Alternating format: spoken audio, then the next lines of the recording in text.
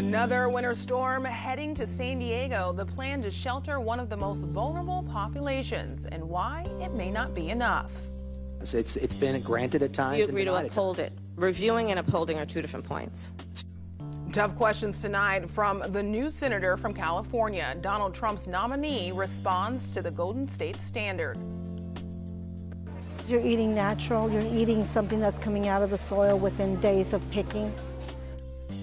And it's a growing love affair with food. The organic movement finding its roots in San Diego. KPBS Evening Edition starts right now.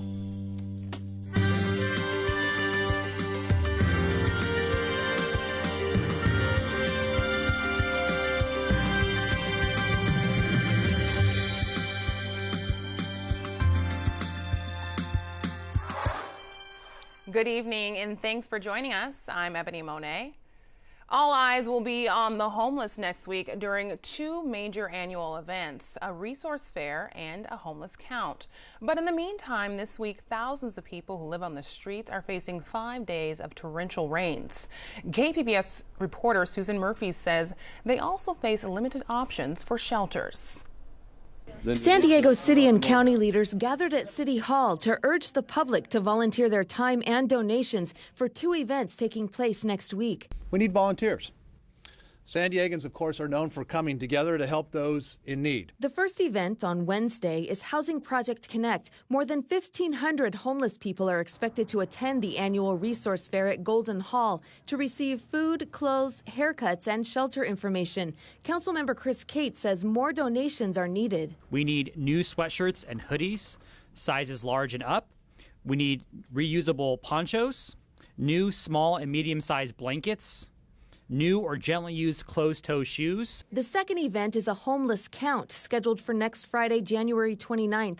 More volunteers are needed to scour the county by foot and car to get a head count and to interview people who are sleeping on the streets, in cars and shelters. The annual census determines where to direct federal funds. It helps to really put a human face on these the problems that we see in the tragedy that's happening on our streets. And we know that there's no magic bullet for this work that needs to be done.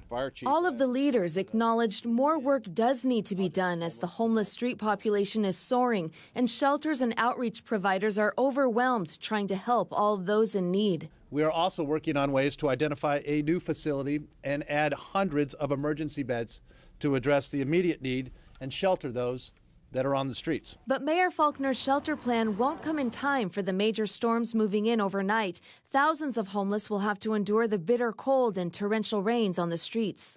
The city is planning to open its emergency overnight shelters during the storms here at St. Vincent de Paul Village. The room can accommodate up to 250 people, but the shelter is only open until 5 in the morning. That's because the room has to transition into a dining hall, and people are sent back out onto the streets even if it's pouring rain. Rick Gentry is CEO of the San Diego Housing Commission that oversees the city's emergency shelters. At the end of the day, we need more resources to provide either more beds or, even better, more permanent units of housing for people who are in need. Gentry and the other leaders are vowing to work together to tackle homelessness this year. Susan Murphy, KPBS News. For more information on volunteering for Project Connect, go to our website, kpbs.org. San Diego is keeping a close eye on rising waters. This is a look at the San Diego River today in Mission Valley. The river is expected to swell after this next round of rain. Firefighters say they train year-round for water rescues. They want drivers to use common sense when traveling in severe weather. 3 storms in a row does cause us concern. All the areas that generally flood, we can expect to flood again. What we share with the community is if you come across a road, an intersection, anywhere where you see running water, flowing water, don't cross. We'll continue tracking the next round of winter storms online and on air. We'll have a breakdown on when you can see the first showers in tonight's KPBS forecast. That's coming up in just a few minutes. The California drought may have gotten some relief this month, but state water leaders still want to take precautions. They're considering extending water conservation mandates until October. Some water experts say this move could send mixed messages to residents, but state leaders say it's necessary because the drought can get worse. We're in this interesting period where we're dealing with drought and floods at the same time, although the measure of drought is lessening, and that's all to the good. Water leaders will vote in the next few weeks on whether or not they'll continue conservation efforts. Californians who support the Affordable Care Act have been holding rallies throughout the state. KPBS health reporter Kenny Goldberg says, in contrast, California members of the House who voted in favor of repeal have been keeping a low profile. The House has been on recess since it approved a budget resolution to repeal the Affordable Care Act. 13 California members voted for the measure. The nonprofit group Health Access California says none of them have town halls or other public events this week listed on their websites. Executive Director Anthony Wright says there's a good reason for that. They have no answers to the questions that Californians have about what happens to their coverage. Should they be worried if they have a pre-existing condition, if they have Medi-Cal coverage, if they get financial help through Covered California to be able to afford coverage? San Diego Congressman Darrell Issa voted in favor of the repeal. A spokesman says Issa is in Washington, D.C. this week for the inauguration. Kenny Goldberg, KPBS News. President-elect Donald Trump's Environmental Protection Agency nominee gets a grilling by a California lawmaker. Nominee Scott Pruitt is the Oklahoma Attorney General. His opponents say he puts oil and gas industry interests ahead of public health. Today, Democrats, including California Senator Kamala Harris, questioned Pruitt about his position on climate change. The exchange heated up when Harris pushed Pruitt on whether he would grant California continued authority to set its own vehicle pollution standards. In your opening statement, you write, it is not EPA's mission to be against sectors of industry in general or against particular states. Will you commit then to upholding that same standard and recognizing California's authority to issue its own new motor vehicle air pollution standards? You know, Senator, as you indicated, California was actually regulating those standards before the EPA was actually created, which is why the California waiver exists under statute. Do you agree to uphold that same standard that has been held by your previous I agree to review that, as each administrator before me has. It's been granted at times. Do you agree to uphold it? Reviewing and upholding are two different points. Senator, as you know, administrators in the past have not granted the waiver, and in fact have granted the waiver. That's a review process that will be conducted. What is your intention, sir? I don't know without going through the process to determine that, Senator. Lawmakers also questioned Pruitt about his financial ties to major oil and gas companies. San Diego City Councilman David Alvarez confirmed today he plans to run for county supervisor in 2020. He hopes to take the place of Supervisor Gray Cox. Alvarez's district of Barrio Logan and Otay Mesa make up a large portion of the area Cox represents. Alvarez will term out of city council at the end of next year. No other candidates have announced a run for the office. Immigrant advocacy groups say asylum seekers are being turned away at the U.S.-Mexico border before their claims can be heard. This is a violation of the U.S. and an international law.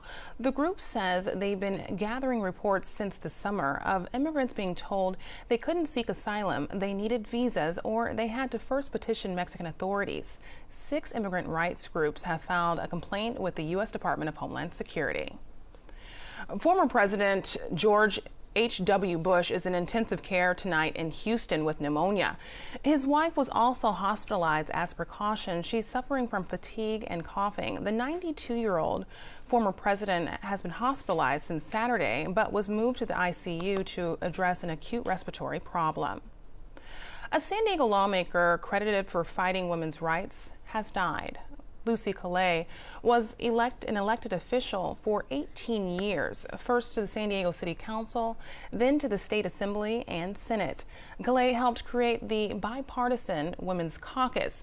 She was a pro-choice advocate. As a result, she was barred from communion by the Catholic Church. Last year, she was named Mrs. San Diego by the Rotary Club 33. Calais was 94 years old. Subsidized housing can conjure images of blowing trash, cracked windows, and blight. But new subsidized housing these days often comes with workout rooms and granite countertops and rent as low as $400 a month. KPBS North County Bureau reporter Allison St. John blows up some myths that have given affordable housing a bad name. The Promenade at Creekside is a new apartment complex with 66 units in downtown San Marcos. Gina Leftwich has been the rental manager since it opened last May. Oh, we filled up that same day, yeah. So there's a lot of demand for affordable housing. To build this affordable housing with the help of federal tax credits, the developer had to make a commitment. Units rent to people who make less than 60% of the area median income. For San Diego, that means under about $35,000 a year if you're single and under $45,000 for a family of three. Leftwich says the rents are well below market rate. The least expensive would be $388 for a one-bedroom, and it would be $1,221 for a three-bedroom. It's not surprising there's a lot of demand for these units. The market rate rent for a three-bedroom is now well over $2,000 a month, and North County's rents are the highest in the region, partly because few new houses have been built. Here's how many new housing units North County cities have built in the last 3 years. Coastal cities, constrained for land, have built fewer than most cities inland. Del Mar and Solana Beach have built the fewest new homes since 2014. Vista and San Marcos have built the most. And here are the new affordable units built in North County cities since 2014. Del Mar, Poway, and Oceanside have built none. Vista and San Marcos have added the most new affordable housing. Looking ahead, Oceanside and Vista have the most new affordable housing in the works.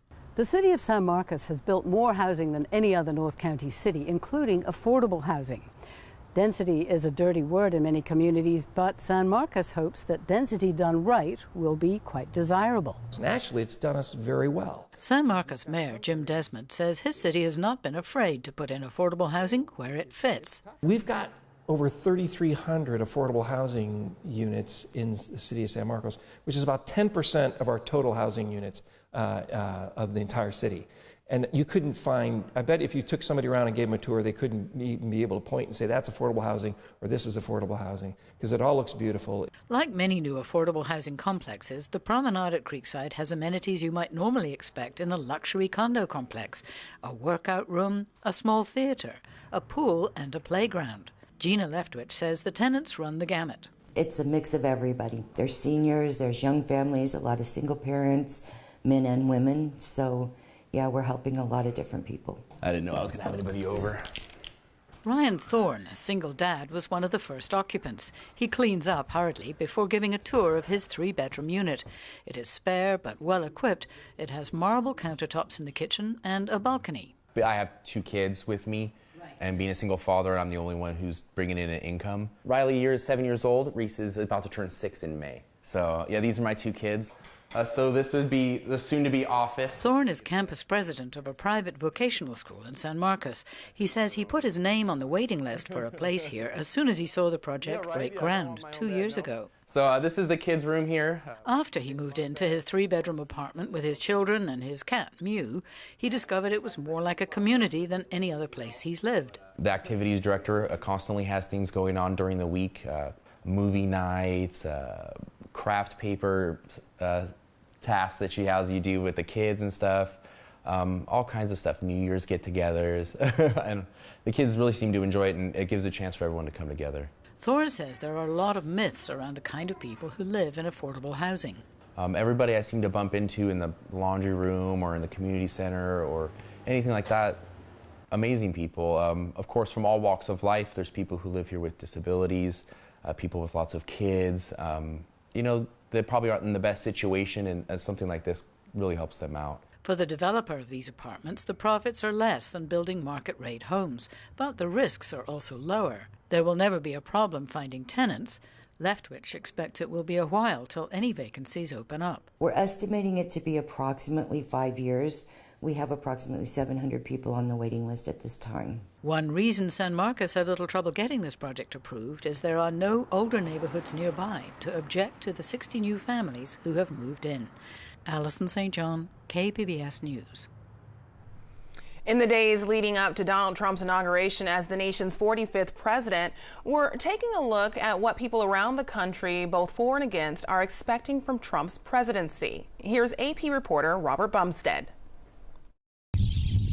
Perhaps no place better illustrates the sharp contrast between the hopes and fears for Donald Trump's presidency than eastern Pennsylvania, and two counties, one rich and one poor, that switched their party allegiance in the last election. I'm registered Republican and I voted for Hillary. A once reliably Republican area, voters in Chester County, like Keeley-Comstock-Shaw, chose Hillary Clinton for president by a 9-point margin. About an hour outside Philadelphia, Chester is Pennsylvania's wealthiest county. Here, rows of million-dollar homes sit on the edge of picturesque farmland. Vibrant downtowns are lined with luxury boutiques. Comstock-Shaw, a small business owner, voted a straight Republican ticket, but with one exception. Now that President-elect Donald Trump is about to take office, she's worried about his character. Talks about women, treats women. I just think he's not a great guy. And I don't really want my daughter looking up to a guy like that. And I don't know that I trust him. But she has one hope after Trump is sworn in on Friday. It would be nice to see him take that responsibility seriously and just act in a professional way. Meanwhile, 100 miles north in Lucerne County, hopes are higher than they have been for years. Voters elected Trump by a 20-point margin, the first time they've chosen a Republican since 1988. The Republicans came out, didn't like him. The Democrats came out, didn't like him. The lobbyists on K Street in Washington didn't like him, and I thought at that point in time I might have my candidate. Here, rows of working-class homes line the hillside around the county seat of Wilkes-Barre. Closed factories and rundown storefronts, a constant reminder of a more prosperous time. Lucerne has one of the highest unemployment rates in Pennsylvania. The job market here sucks. It's terrible. It's been terrible. Like many, issue number one for Ed Harry is jobs. It's one of the main reasons why he switched parties. The former union president and Democrat of 52 years voted for Donald Trump. I want him to be honest. I want him to do some of the things that he said he was going to do. I hope he cleans out the swamp. Boy, do I wish that happens. I'd ask him, make sure you don't stick yourself in a situation you become compromised, so the lobbyists don't finally get in and blackmail whoever's on your staff into you doing something that you don't really want to do. Harry says he also wants the billionaire businessman to renegotiate trade deals and reduce corporate taxes in the hopes it will regrow Pennsylvania's manufacturing economy. And back in wealthy Chester County, that's something Keeley-Comstock-Shaw also wants to see happen. I hope that can happen for them. And I know that people just want change all across the board. Robert Bumstead, Associated Press, Wilkes-Barre, Pennsylvania. We told you about flooding worries in San Diego. Free sandbags from the county can help protect homes. Residents can find them at more than 30 fire stations. You may need a shovel to fill up your own at some of them. Just call ahead before heading out. And some rain may even hit San Diego tonight. Shanae Shocker tells us what we can expect. We are well on our way to some wetter weather here across San Diego County, and this is going to happen across much of Southern California. We take a look at our satellite and radar over the past few hours, and we're seeing a combination of things that work here. We have an area of low pressure off the coast and a cold front out in front of it, and our temperatures out ahead of that, keeping things relatively mild along the coastal region. So looking at heavier rain as well as some gustier winds along the coast. But then as we work our way in towards the mountains, that turns into a wintry mixture as well, and then into snow, especially on the desert slopes of these mountains. And that's going to be the same story for us here across much of Southern California around the San Diego County. Taking a look at our drought monitor from 2 weeks ago, well, we were definitely in extreme drought. Now, I want you to watch this area of exceptional drought just around Los Angeles. And as we head into last week, you can see that it just slightly begins to decrease. And then as we take a look at our current drought monitor. It's very small here, but we still sit in an extreme drought, and that also reaches down towards San Diego County. The further we work our way out inland, we're going to see that moderately drop off, though we do see that drought as well. Throughout tonight, this is when we're going to begin to see some of that rainfall make its way into our region. The metro area looking at periods of rain later on, 55 degrees for our low, so we're going to stay pretty cloudy as well. Now, across much of the region, as we head into later this evening, this is where we're going to continue to see a lot of that rainfall work its way in, and it's not quite going to go anywhere into tomorrow either. So take a look at our Thursday, showers across the board, and we will even see maybe some periods of heavier rainfall as well. This big dip in the jet stream going to continue to work its way across inland out towards the Four Corners. But for us here, we'll be looking at the possibility of some flash flooding, especially all along the coast with the heavier winds and as well as windy conditions there, which is making our high surfs out on the water quite dangerous. We do have a moderate rip current risk as well as the risk of beach corrosion. So our swells out on the coast possibly up to around 16 feet. So we're talking some pretty hefty things here. Now, we take a look at our extended outlook for the coast, and it's going to be wet over the next 5 days, really, but we're looking at the stronger downpours throughout the morning, tomorrow morning, and then in towards our Friday as well. 2 to 4 inches in total throughout the next 5 days is what we're looking at. We'll have our second round of stronger afternoon rain or just rain periods as we head into Sunday and Monday. Now inland, pretty much the same story here. We'll see some heavier showers tomorrow morning. Temperature is going to stay in the upper 50s to the lower 60s. And then we head out towards the mountains. Now the heavier winds are going to be held on the desert slope sides of things, but we're also going to be seeing some mountain snow and even more than just a few inches through Saturday as well. Then we're going to turn to rain as we head towards our Sunday. Last but not least, out in the deserts, we'll see the least likely amounts of rain out here, but we'll continue to see wet weather through Friday. Looks like Saturday should be pretty good as well as cool, and we'll stay in the 60s for Sunday and Monday with wet weather. For KPBS News, I'm Shanae Shocker. Like the previous 2 years, 2016 broke temperature records, averaging close to 59 degrees, according to NOAA. Scientists are mostly blaming man-made global warming and an El Nino that's gone now. Temperature records go back to 1880. This is the 5th time in a dozen years the globe has set a new annual heat record. I'm Judy Woodruff. On the next NewsHour, President Obama's final news conference before leaving the Oval Office. That's Wednesday on the PBS NewsHour.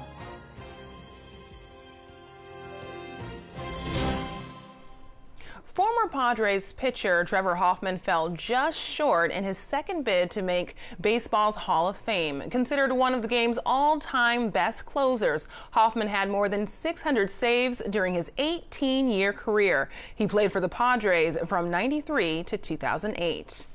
The majority of growers in San Diego County are small farmers, with 65% harvesting 9 acres or less. That's according to the San Diego Farm Bureau. The Teen Producers Project with Media Arts Center San Diego spoke to some of these family growers at the City Heights Farmers Market about growing and eating fresh produce and vegetables. You're eating natural, you're eating something that's coming out of the soil within days of picking. We grew up on the farm. We learned how to eat as a very young age, the right thing. Maybe we didn't know it was the right thing then.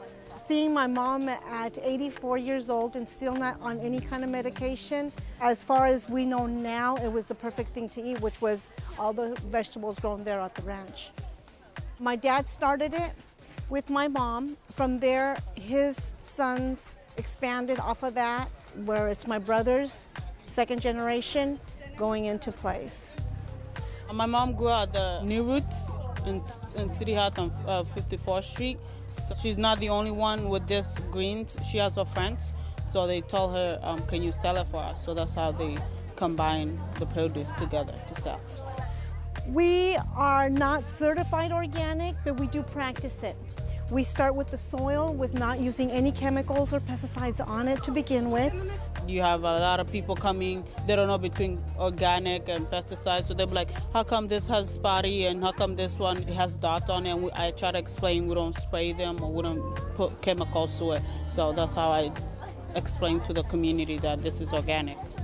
Even though we live here where the weather is year-round gorgeous, but there's still some certain things that we can't grow at certain times. We just eat off of what we grow. We live off of what is here in the farmer's market. And whatever is not, we try to get it from another source where it's locally grown. Because not only do you're supporting your California, but you're also eating better because it's not coming from somewhere far where it's been refrigerated and lost all its vitamin, all its nutrients that it has to offer for your body. Good morning. Good morning. We've talked the whole night through. Good morning. Good morning to you. The movie that made Debbie Reynolds a household name is back in theaters. Singing in the Rain will appear on the big screen at several movie theaters across the country, including a handful right here in San Diego. The showings are in honor of the classic's 65th anniversary and comes less than a month after Reynolds passed away at 84. It's reported a teenage Reynolds had no dance experience before tackling the musical alongside Gene Kelly. The showings are taking place tonight at 7 at area AMC theaters. Now, here's a look at what we're working on for tomorrow in the KPBS newsroom. On Morning Edition, the plan to stand together after Donald Trump's inauguration. A look at the Women's March on Washington. And on Midday Edition, why the Fleet Science Center is showcasing an exhibit on toys. That's tomorrow at noon on KPBS Radio. You can find tonight's stories on our website, kpbs.org/evening edition. Thanks for joining us. Have a great night.